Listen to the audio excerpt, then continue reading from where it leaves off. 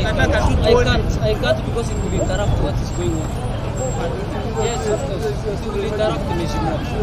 We assume it will interrupt, allow us to continue. You convene your meeting elsewhere, meet people elsewhere, but not using 1 minute.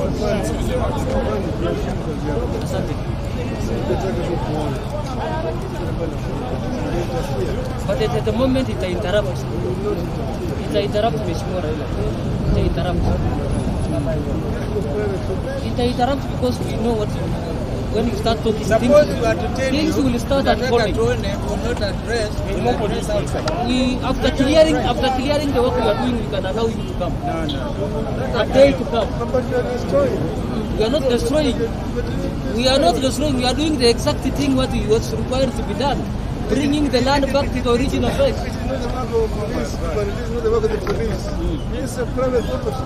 The people who demolish are doing the private property. It's not the government's work. It's not the government's work.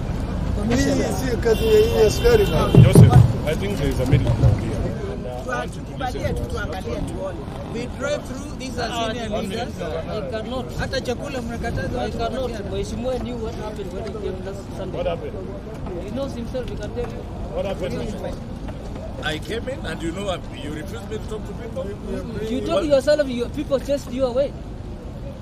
How? They told you leave us alone, we are peaceful, we don't require you at this hour. That's exactly what happened. Now if we come in big delegation like this, we can't, everything will go wrong there.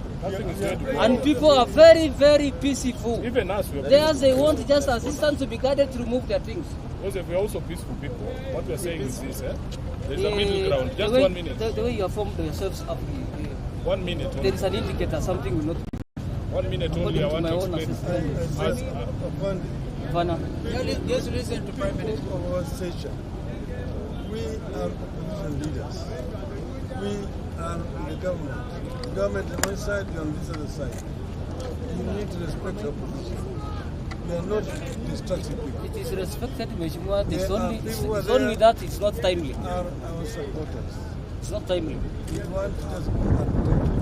What is the best time to come? What's the best time to come? What is the best time to come, Joseph? Until I conclude the operation. When are you concluding The timeline, my timeline is yet to go. Well, when do you anticipate to conclude there? Because we will come back. There's no problem. Hopefully Now, next Afande, let me ask you. I'm the area member of parliament. This is a governor Machakos. week. No problem. This is You came yourself as an area of But you the see, parliament. even But you see the kind of the reaction that was there against you. Just let him answer one question. Yeah.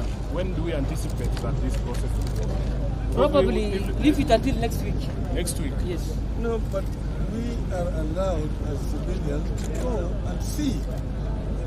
We are not interfering with The the time work to see going is on. not yet. The operation is we are- still we going are on. not A lot of interfering. activities are going on there. We are not interfering with whatever they are doing. But we are entitled It's to a go direct and see. interference because who are you going to Because see? we want You are to- seeing the person who is removing his own belongings, We want telling him to stop. Come and hear what he wants to say. No. That's not what we are here to do. That's We exactly want what to you're talk going to the country about what is going on here.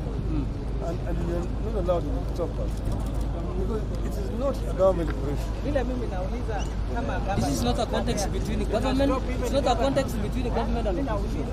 This is just a simple nikubaliwe thing. basi. Nikubaliwe niende nione tu watu wangu wako aje.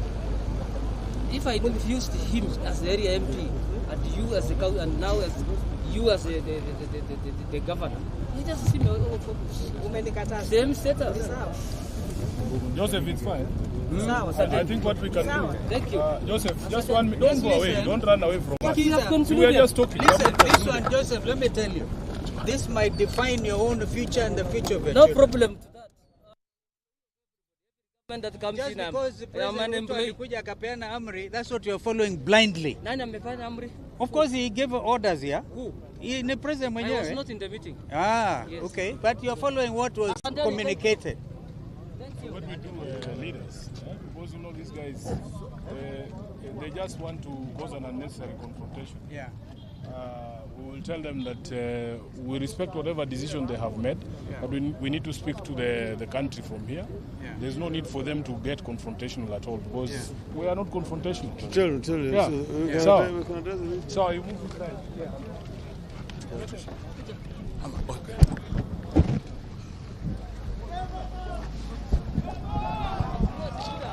We're going back. I'm telling you, we're going back. There's no need for you to get confrontation. Okay? Thank you. Thank you, boss. Wapi watu wako watulie tu, si hatuna maneno. Just chukua tu.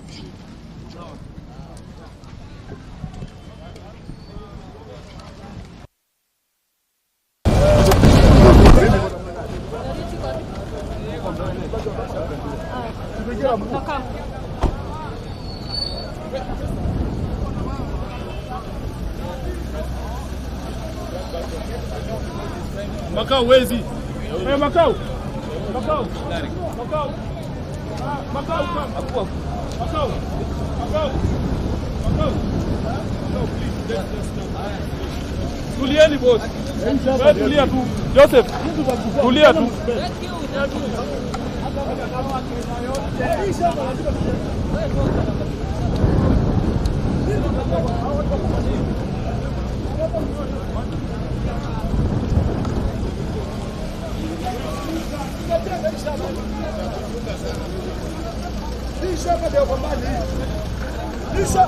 Hii shamba ndio kwambani hii. Hii tutajenga, mpende msipende.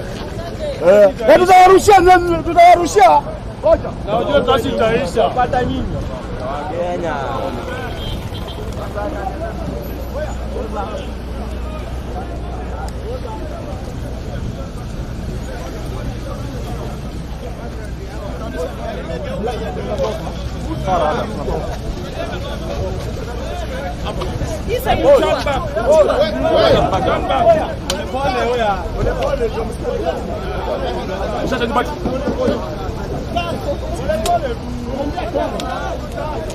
Mheshimiwa Makao, just go.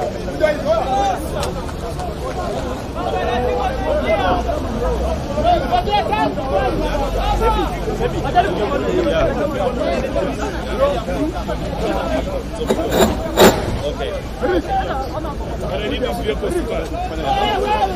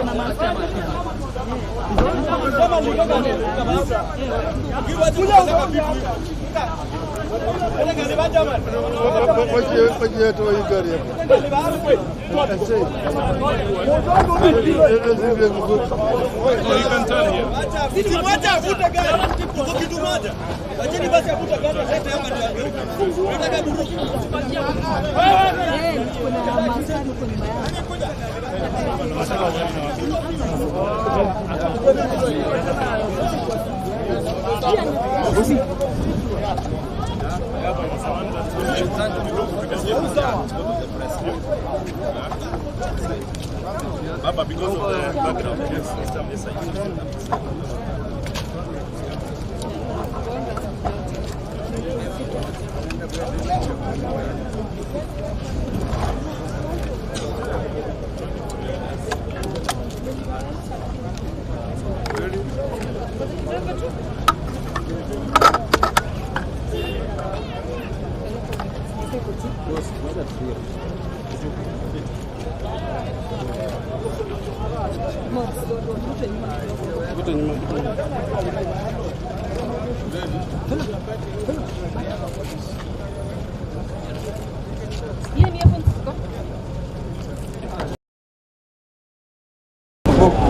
Has to stop.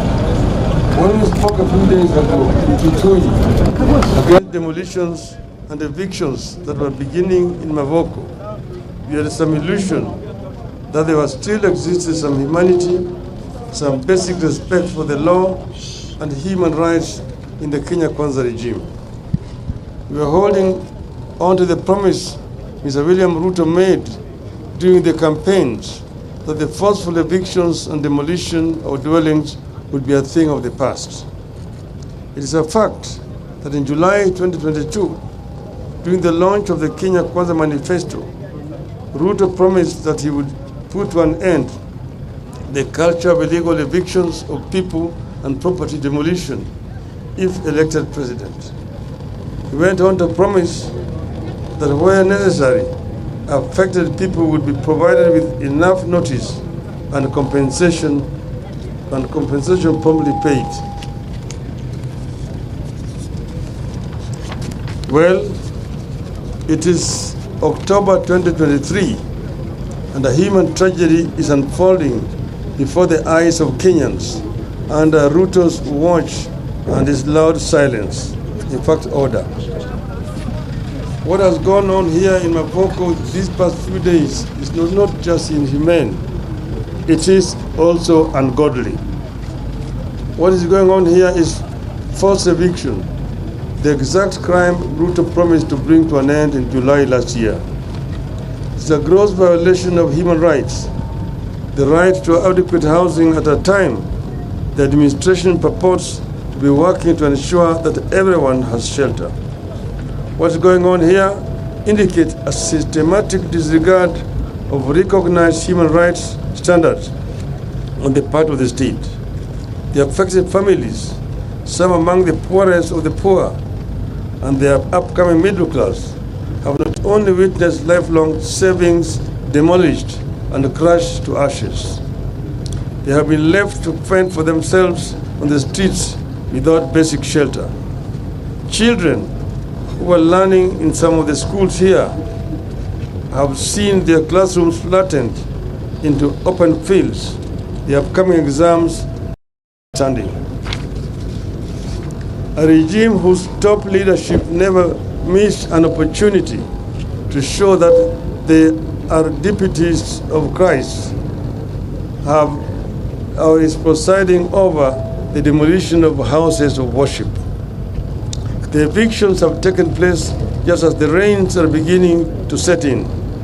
They are taking place in bad weather without any compensation, alternative accommodation, or access to safe and secure food, safe drinking water and sanitation and medical services. The evictions have been accompanied by the excessive use of force by the police and local authorities. They have been intended to inflict inhuman pain and damage, and you can see my back. There are reports of injuries and theft of property belonging to the people whose suffering and loss is already too grim. There was definitely no or inadequate prior eviction notice. Kenyans in 2009 evictions and resettlement guidelines require notice to be written or published in the official government gazette 90 days ahead of time. Yet, within minutes of a court ruling, people have lost their homes and their livelihoods. People have been left homeless and destitute, without means of earning a livelihood and with no effective access to legal or other remedies. Nobody gave these people a chance to pursue further legal redress. Someone who seemed to have known how the court was going to rule stood ready to swing into action and inflict maximum pain on residents immediately the ruling was made. Above all, this destruction of life, lifelong savings of people has come at a time that Kenyans are struggling with extremely high taxes, high cost of living, and a collapsing Kenya shilling. Without compensation, those who have lost homes will certainly never be able to rebuild. People have suffered here because of failure of the state to control speculation in land, housing, and property. One thing that's being used against the opposition to the demolitions is that East African Portland Cement owns the land and the titles were fraudulent. We therefore demand investigations and accountability of everyone, private and public, involved in this. But secondly, know that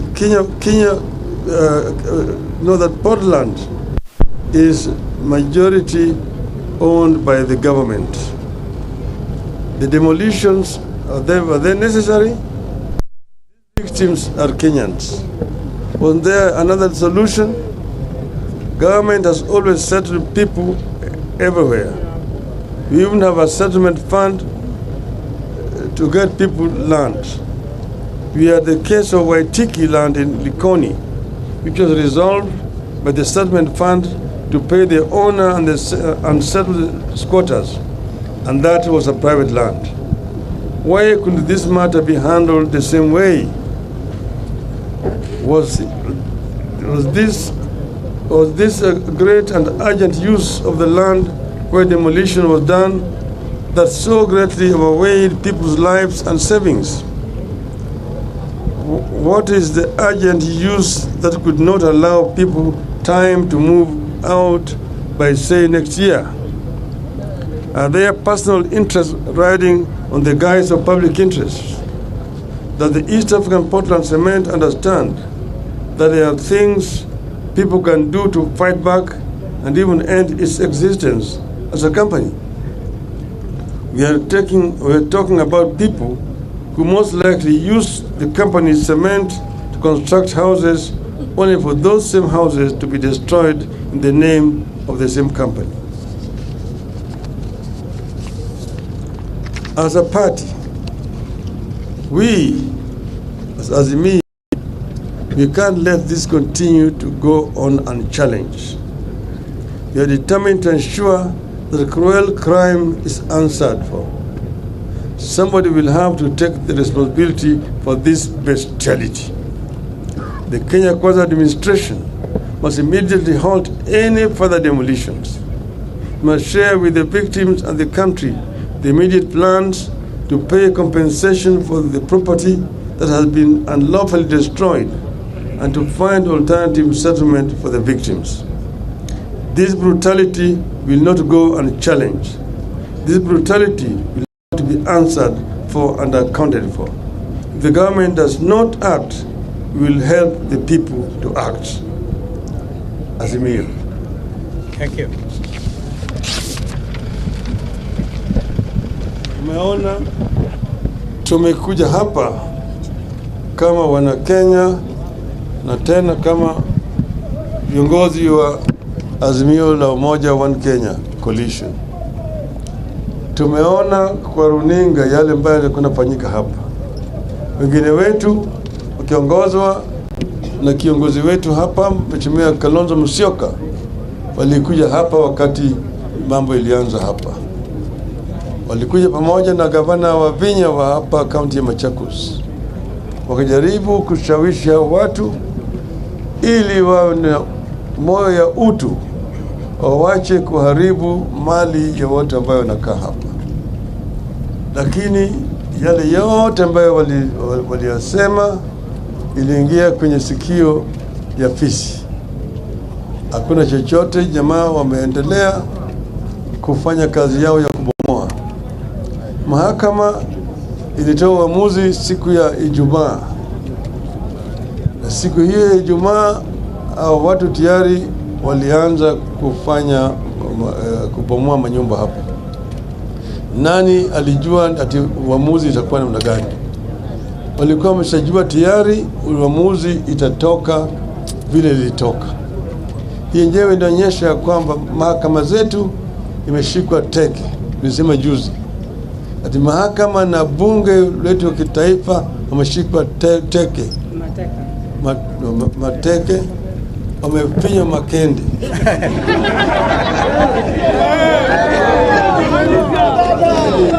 Sasa tuko na bunge hanithi, haina chochote. Manake bunge yenyewe juzi ilipitisha sheria ya kujinyima nafasi ya kukagua ununuzi ya bidhaa ya umma.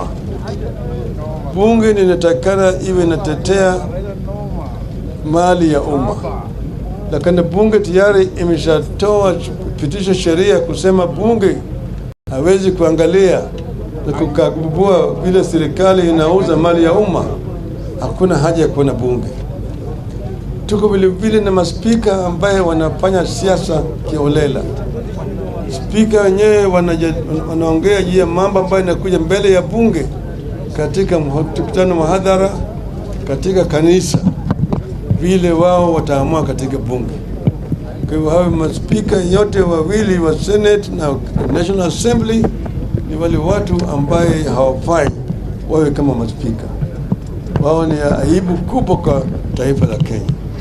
Na vile siku hizi mambo inatoka kule Ikulu, unasema ipitishe vile ilivyo, na wabunge hawapewi nafasi ya kuongea vizuri juu ya yale masuala yanayokuja kwa bunge. Kwa hivyo sasa Wakenya hawana kinga. Pande hii bunge mateka, pande nyingine mahakama mateka. Sasa tuko na pahali ambaye anatembea peke yake, hakuna mtu anaweza kuzuia wao kufanya chochote. Ametangaza siku ya Ijumaa na kazi imeanza sasa.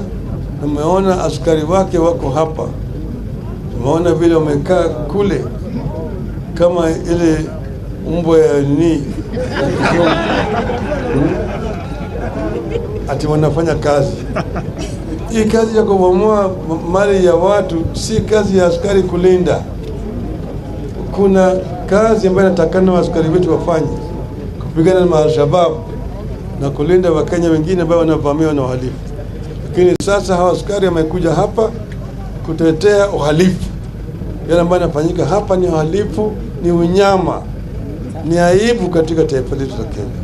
Tunalaani vikali kama wanazimio. Asanteni sana. Ameongea. Boss ameongea.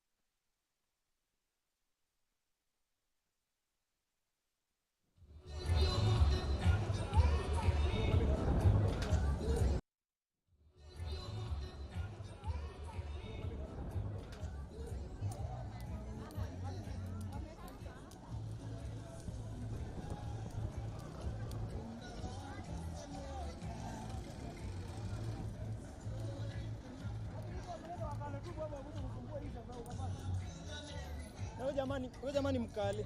Mkali original. Na ameficha sura kwa kilazima tu.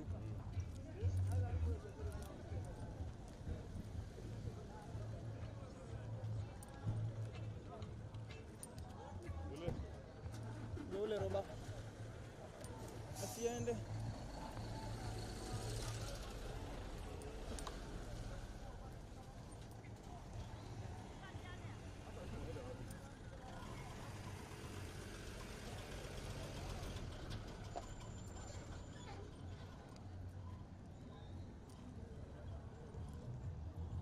Unajua watu mwakisha atakupigia tu saa hii.